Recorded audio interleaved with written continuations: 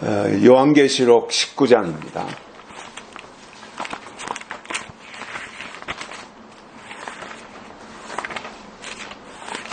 오늘 주시는 하나님 말씀 요한계시록 19장 7절과 8절 두 절의 말씀 보시겠습니다. 계시록 19장 7절과 8절입니다. 우리가 즐거워하고 크게 기뻐하여 그에게 영광을 돌리세 어린 양의 혼인 기약이 이르렀고 그 아내가 예비하였으니 그에게 허락하사 빛나고 깨끗한 세마포를 입게 하셨은즉 이 세마포는 성도들의 옳은 행실이로다 하더라. 아멘. 추석 연휴 다 잘 보내고 계시겠지요.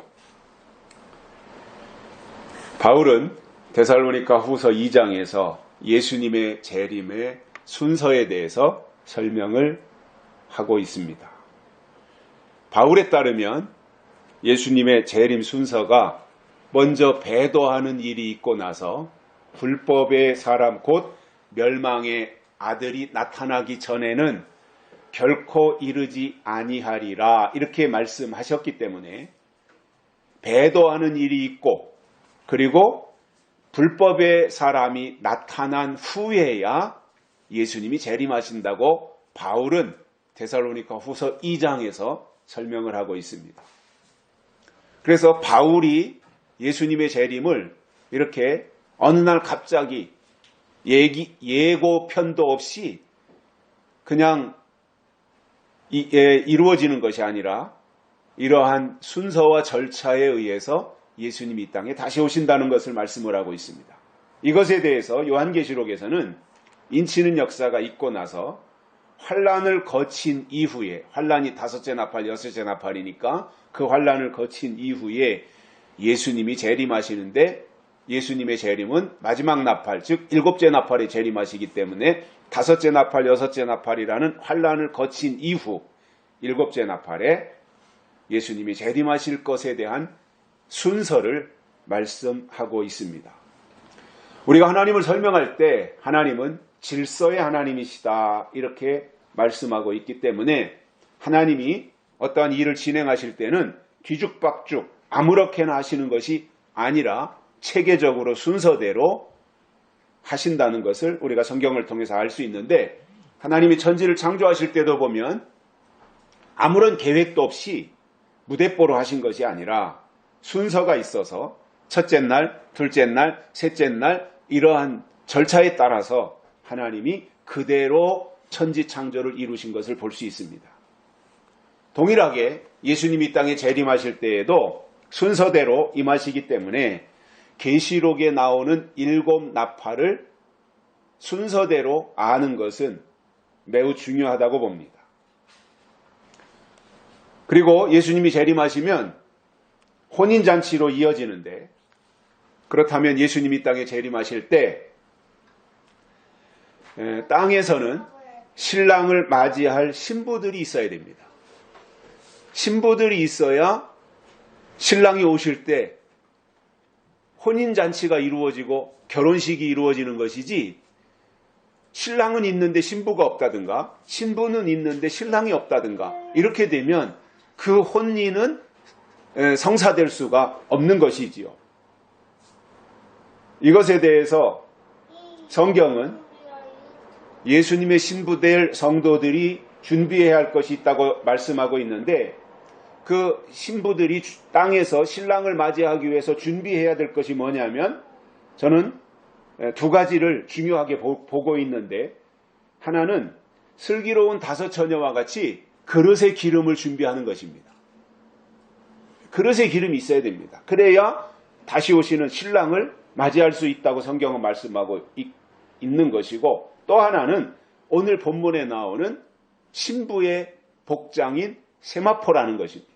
그래서 그릇에 기름이 있어야 될 뿐만 아니라 세마포를 준비해야 되는 이 두 가지가 충족되어져야 다시 오시는 예수님을 신랑으로 맞이할 수 있게 된다고 하는 말입니다.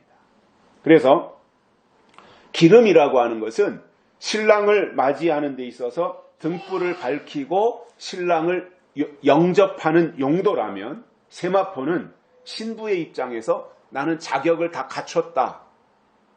그래서 신랑을 맞이할 준비가 나는 다 끝났다. 그래서 이 세마포를 입고 있다라고 하는 표시라고 보면 될 것 같습니다. 오늘은 본문을 통해서 신랑을 기다리는 신부들이 즐거워하고 기뻐해야 할 이유가 무엇인지 세 가지를 깨닫고 은혜를 받겠습니다. 첫째로는 어린 양의 혼인 기약이 이르렀기 때문에 즐거워하고 기뻐하라 이렇게 말씀하고 있습니다. 혼인 기약이 이르렀다는 거예요. 그러면 신부의 입장에서 보면 드디어 그토록 손꼽아 기다리던 혼인잔치가 이르렀기 때문에 즐거워하게 되고 기뻐하게 되는데, 그렇다면 지금 우리들이 성경적인 신앙을 근거로 신앙생활을 하고 있는 입장에서 볼 때 세상에서 복이나 잔뜩 받고 또 세상에서 유명해지고 이러한 것에만 비중을 두고 신앙생활을 한다고 하는 것은 그거는 성경과는 차이가 있는 주장이 됩니다. 만약에 어떤 사람이 세상에서 출세나 하고 그리고 세상에서 복이나 잔뜩 받을 목적으로 교회에 나와서 신앙생활을 한다면 그는 기독교를 일반 종교나 아니면 하등 종교로 추락시키는 행위에 불과한 것입니다. 세상에서도 보면 맨날 먹을 것에만 관심을 가지는 사람이 있어요. 수준이 낮은 사람일수록 먹을 것에서 벗어나지 못해요. 물론 인간이 살기 위해서 기본적인 것이 의식주가 해결이 돼야 되는 것은 맞지만 늘 만나면 하는 얘기가 먹을 얘기, 어디 가서 뭐 맛있는 거 먹을 얘기, 맨날 그게 그런 주제에서 벗어나지 못하고 또 누구 떡이 더 큰가 거기에만 눈독을 들일 뿐 이상도 없고 또 높은 데다가 뜻을 두지도 아니하고 꿈도 비전도 없이 살아간다면 그는 수준이 낮은 사람에 불과한 거예요. 그래도 뭔가 사람은 물론 기본적으로 땅에서 우리가 먹어야 살지만 그게 전부가 아니라 먹는다면 먹기 위해서 사는 것이 아니라 먹었다면 먹은 자로서 그 다음 단계 보다 더 큰 어떠한 가치를 가지고 그 가치를 추구하며 가는 것이 바람직한 것이지, 땅의 것만을 위해서 산다면 그는 하나님의 형상대로 지음받은 피조물이라고 보기에는 어려운 것이지요.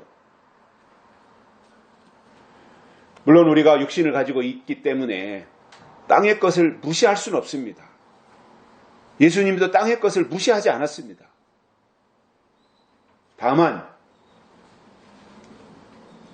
하나님의 뜻이나 영적인 것에도 관심을 가지고 또 그것을 이루어드리기 위한 목표를 설정하고 나아가면서 세상에서의 어떠한 것들도 누리려고 해야 되는데, 영적인 것에는 관심이 없고 오로지 세상 것, 육적인 것에만 관심을 가지고 있다는 것은 이미 그의 신앙 속에 누룩이 들어갔다는 것이고 변질됐다고 하는 증거가 될 것입니다. 지금 시점에서 우리가 신앙생활을 하는 이유 중에 핵심은 예수님이 신랑으로 이 땅에 오실 때 그분을 맞이하기 위한 신부의 자격을 갖추는 데 있다고 봅니다. 저는 그것이 최종 결론이라고 봅니다. 과정이야 사람에 따라서 조금씩 다를 수 있습니다. 추구하는 개념이나 접근하는 방식은 조금씩 다를 수 있습니다. 그러나 궁극적으로 최종 목적지는 예수님이 이 땅에 다시 오실 때 그를 신랑으로 맞이할 수 있는 신부의 자격을 갖추어 가는 것, 이것이 궁극적인 이유가 되는데, 그것을 위해서는 설교자들이 설교를 메시지를 통해서 방향을 제시하고 목표를 제공하고, 그래서 신자들로 하여금 세상으로 나가지 않도록, 적어도 교회 안에 들어온 사람들은 영적인 것을 기본 가치에 두고 살아갈 수 있도록, 그래서 세상으로 치우치지 아니하도록, 그리고 엉뚱한 것에 마음을 뺏기지 않도록 신앙 관리를 잘 해야 될 책임이 설교자들한테 있는 것입니다. 뿐만 아니라 내가 혼인할 상대자인 신랑에 대한 소개를 잘해서 신랑 소식에 귀를 기울이고 신랑을 기억하면서 살도록 해야 될 의무가 설교자들한테 있다고 저는 봅니다. 그런데 놀랍게도 설교자들이 다시 오실 예수, 그 신랑에 대해서는 관심이 없다는 것이고, 그 증거가 뭐냐면 설교 내용 속에 신랑에 대한 소개나 신랑에 대한 설명이나 다시 오실 예수님 또는 재림에 대한 소식이 거의 포함되어져 있지 않다는 것입니다. 세상과 차이가 없이 교회도 여전히 세상에서 잘 먹고 세상에서 잘 되고 세상에서 형통하고 세상에서 부유해지고 하는 이야기를 교회가 똑같이 한다면 세상과 교회의 차이가 뭐냐는 거죠. 교회는 적어도 영적인 것을 알려주고 하나님의 뜻이 무엇인지 제시하며, 그리고 하나님께로 가야 될 이유와 목적에 대해서 방향을 알려주는, 이것이 적어도 교회가 해야 될 일이 아니겠습니까? 설교자들이 그런 것들을 해줘야 되는 것이죠.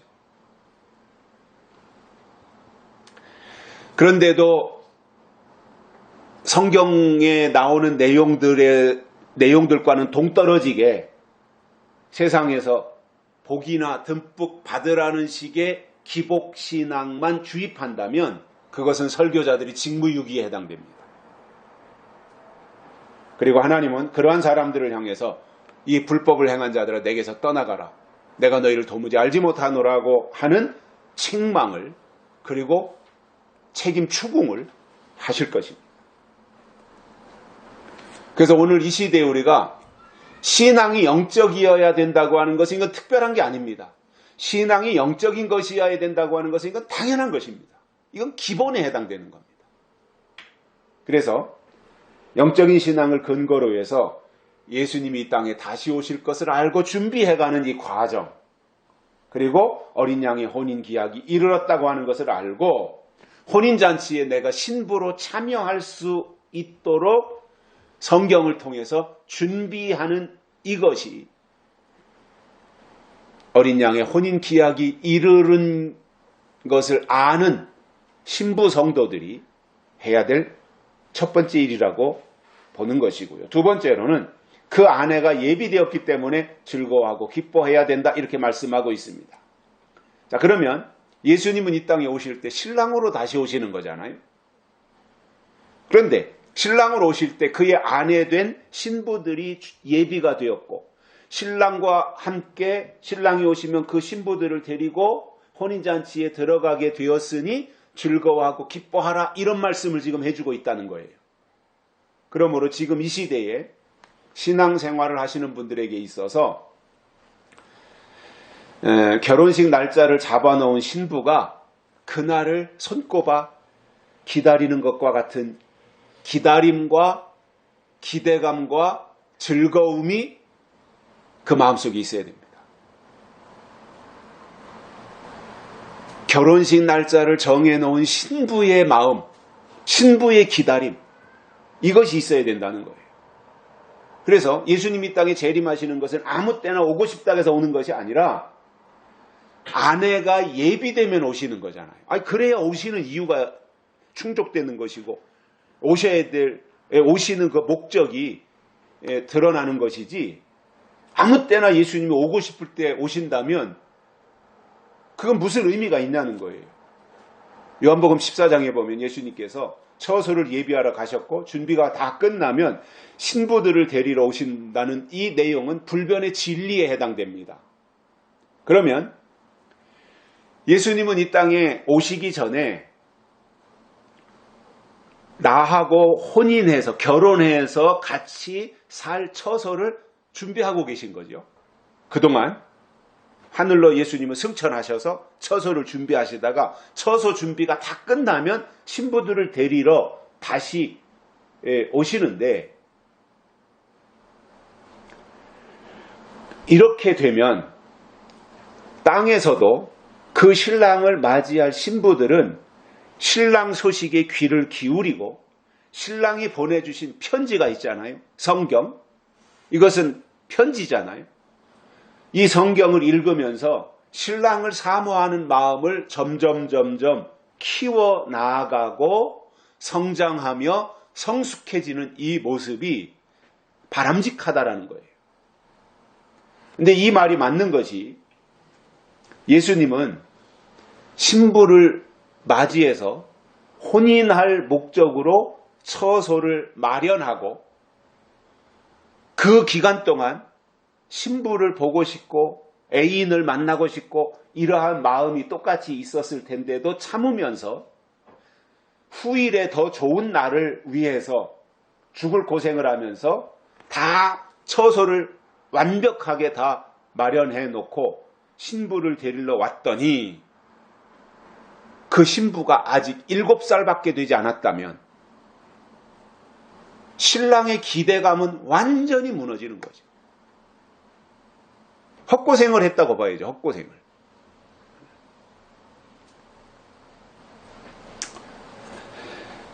반대로 신랑의 입장에서 보고 싶은 것도 참으며 처소 준비에 몰두하다가 때가 돼서 신부와 혼인하고 신부를 신랑 집으로 데려가기 위해서 와보니까 약혼자가 고무신을 거꾸로 신었단 말이에요. 그렇다면 신랑이 그를 신부로 맞이해서 데려갈 수 있겠냐는 거예요. 예수님이 하늘로 승천하시기 전에 마가다락방에 성령을 보내주신 것은 교회와 믿는 자들로 하여금 성령을 의지해서 미혹당하거나 마음을 빼앗기지 말고 신랑을 기다리라고 주신 것입니다. 우리가 잘 알고 있는 이도령과 춘향이를 보면 이도령은 한양으로 고시를 보기 위해 가면서 내가 합격하고 돌아올 때까지 기다려달라는 약속을 춘향이에게 남기고 떠났습니다.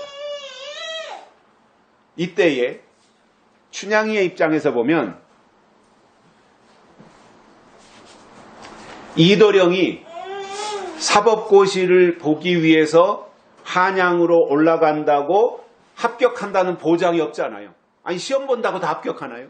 한두 명 시험 보는 것도 아니고 전국 팔도 강산에서 내노라 하는 사람들이 다 고시 보기 위해서 한양으로 몰려들고 있는데 이도령이 나 시험 합격해서 올 테니까 그때까지 기다려라라고 했다 그래서 합격할지 떨어질지 그것을 모르는데 춘향이가 막연하게 기다린다고 하는 것은 좀 무모한 시도가 될 수 있는 거잖아요. 그런데 춘향이가 대단했던 것은 이도령과의 약속을 굳게 믿고 변사또의 달콤한 유혹도 다 뿌리쳐버렸다는 거예요. 그렇다면 우리의 신앙도 마찬가지로 예수님이 우리에게 주신 약속이 우리 안에 살아있다면 그것을 굳게 붙잡고 그 약속을 지키는 것이 중요하다는 말입니다. 그러다 보면 어느 날 예수님이 마패를 가지고 신랑으로 오셔서 탐관 오리들을 다 척결하듯이 가짜들을 다 몰아내고 처단하고 그때 가서 약속을 기다렸던 춘향이의 진가는 마지막에 가서 이도령이 등장하면 그때 나타난다는 것입니다. 오늘 말씀에서 혼인 기약이 이르렀다고 하는 말은 예수님의 재림이 가깝다라는 뜻이고 그 아내가 예비하였다고 하는 것은 예수님의 신부가 준비되었다는 말이에요. 그래서 혼인 기약이 이르렀다고 하는 것과 그 아내가 예비되었다고 하는 이 말은 신랑이 오실 때가 가깝다고 하는 것을 예고하는 말씀입니다. 그렇다면 예수님을 기다리는 사람들이 해야 될 일이 있습니다. 춘향이처럼 어떠한 경우도 마음이 흔들리거나 마음을 빼앗기거나 그 마음이 변하지 말고 손꼽아 신랑을 기다리는 성숙한 신부로 살아가야 된다라는 것입니다. 세 번째로는 빛나고 깨끗한 세마포를 입는 것을 허락하셨기 때문에 즐거워하고 기뻐해야 된다라는 것이.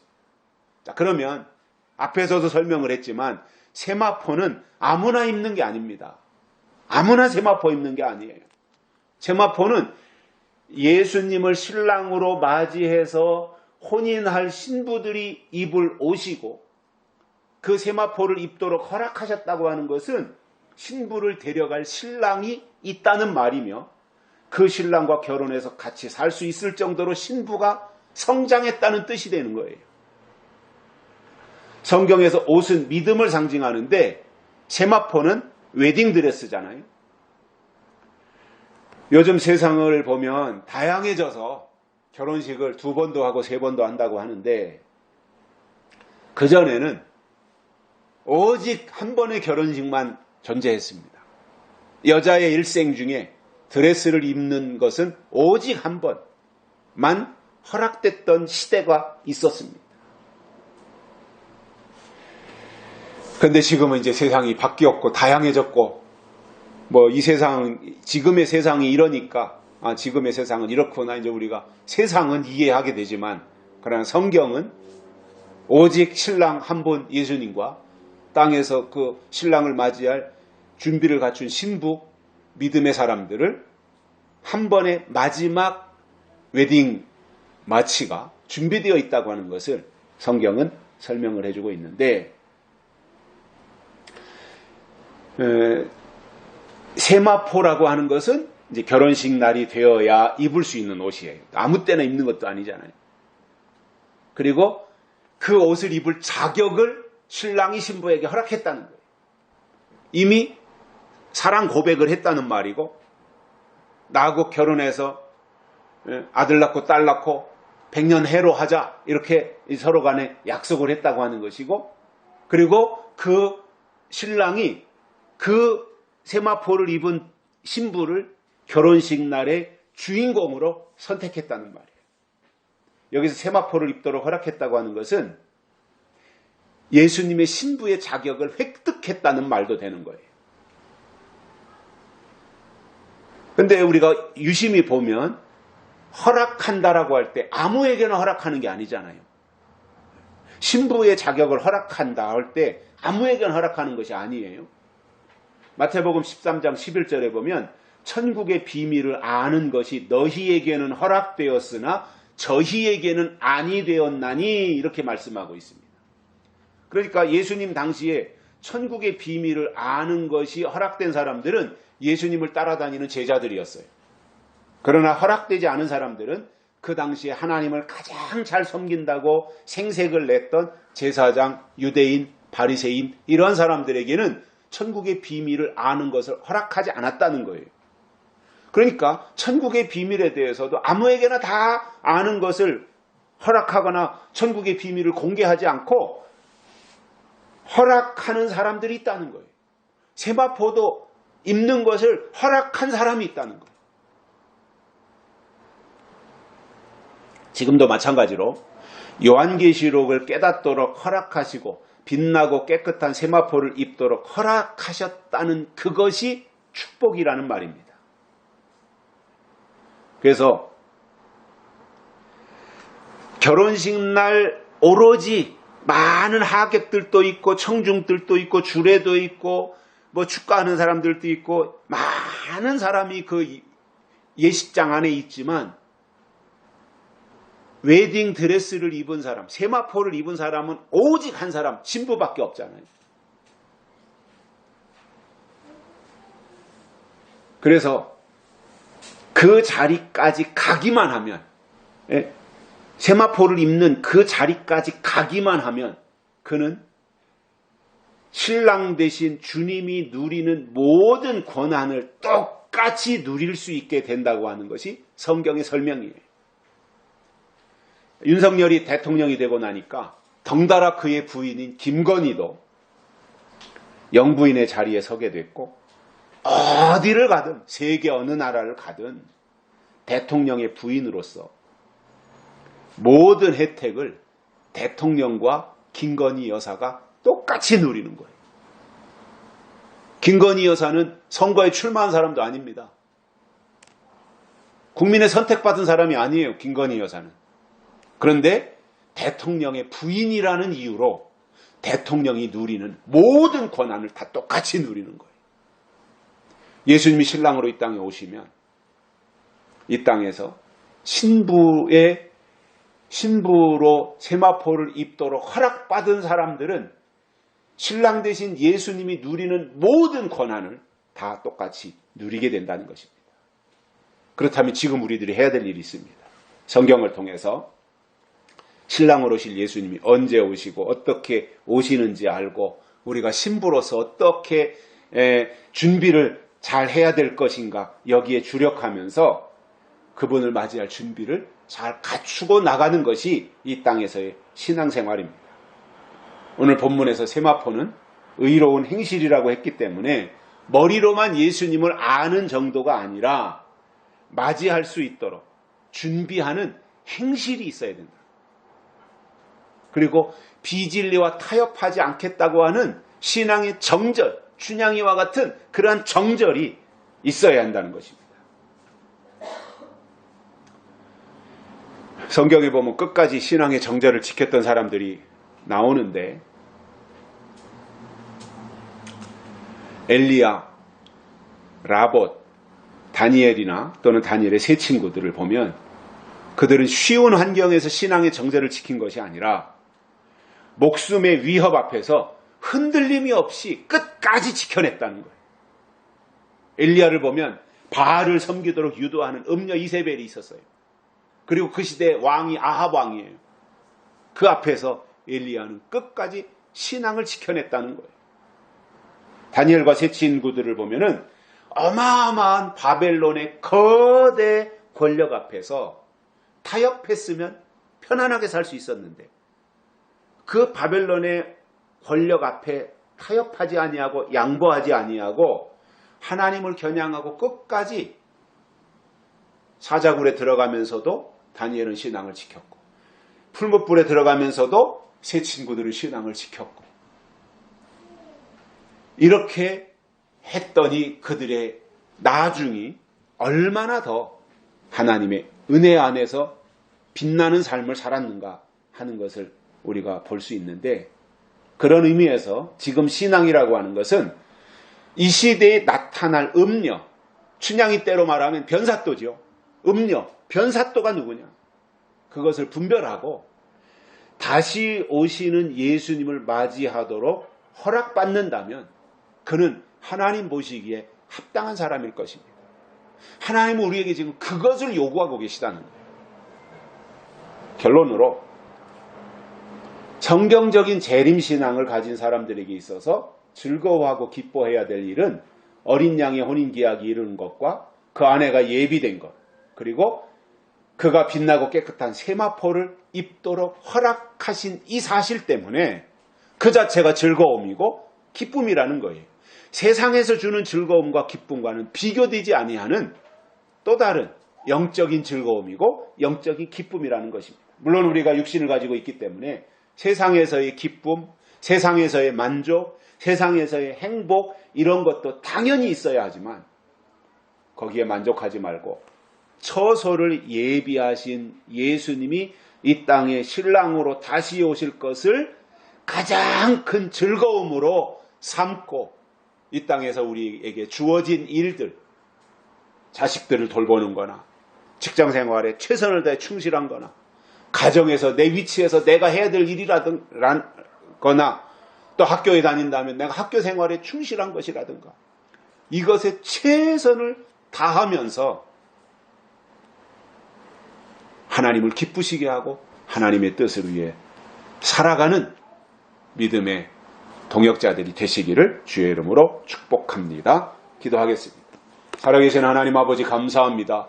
오늘 또 우리를 불러주시고 하나님의 말씀을 듣게 해주셔서 감사를 드립니다.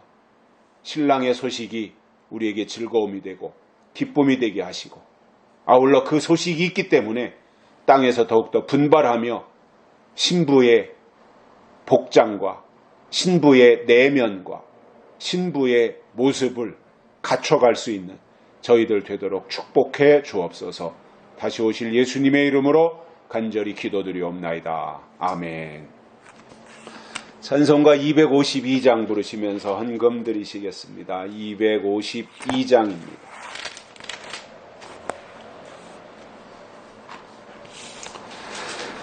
1절과 4절 부르십니다. 기쁜 소리 들리니 예수 구원하신다. 만민에게 전하라. 예수 구원하신다. 주님 명령하시니 산을 넘고 물 건너 온 세상에 전하라. 예수 구원하시 4절이요 바람들아 외쳐라. 예수 구원하신다. 기뻐하라 나라들. 예수 구원하신다. 구원하는 소리를 산과들에 전하라. 우리들의 승전과 예수 구원하신다. 광고 말씀드립니다. 조국교회와 우리 영훈교회 이 시대에 꼭 필요한 교회가 될 수 있도록 위해서 기도해 주시고 남은 추석 연휴도 건강하게 보내시기를 바랍니다.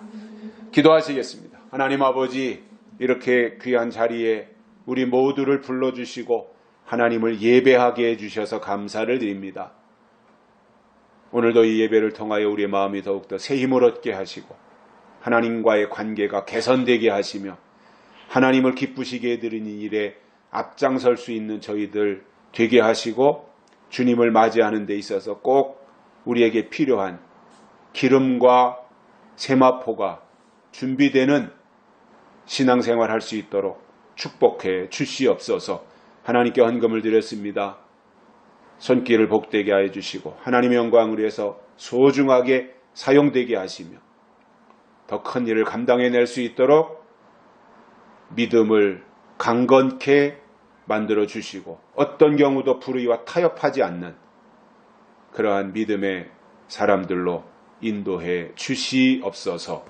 이제는 충성된 증인으로 죽은 자들 가운데서 먼저 나시고 땅의 임금들의 머리 대신 우리 주 예수 그리스도의 은혜와 죄에서 우리를 해방하시고 나라와 제사장으로 삼으시는 하나님 우리 아버지의 극진하신 사랑하심과 우리를 진리 가운데로 인도하시고 예언의 말씀을 통해서 장래의 일을 알게 하시는 성령님의 감화교통 위로 내주 충만하심이 오늘도 하나님 앞에 나와 말씀을 듣고 이 말씀이 이유가 되어서 주님 오시는 그날까지 믿음으로 살기를 결심하는 사랑하는 종들의 머리 위에와 가정과 자녀들과 기도하는 모든 제목 위에 이제로부터 영원토록 함께 있을지어다. 아멘.